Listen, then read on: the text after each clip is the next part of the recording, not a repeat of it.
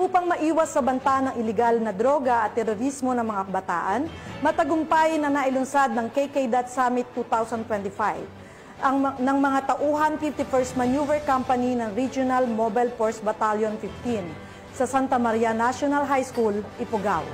Patrolwoman Myra Beran, ibalita mo. Tagumpay na sinagawa ng 15th of 1st Maneuver Company ang KK Summit 2025 na ginanap sa Santa Maria National High School sa Alfonso Lista, Ifugao nito lamang ika-17 to 19 ng Oktubre taong kasalukuyan.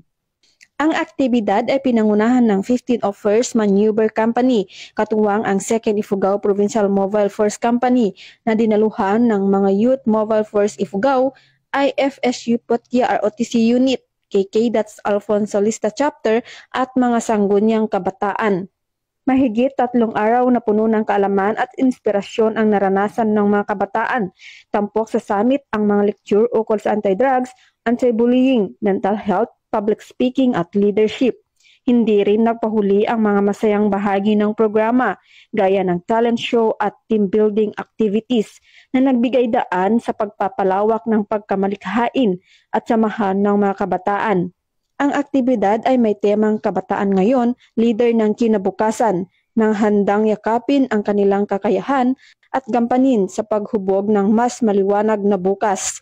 Layunin ng aktibidad na ihanda ang mga kabataan bilang responsibleng mamamayan at leader ng komunidad. Mula dito sa Cordillera, ako ang inyong PNN correspondent, Patrolwoman Myra Beran, alagad ng batas, tagataguyod ng Balitang Pulis.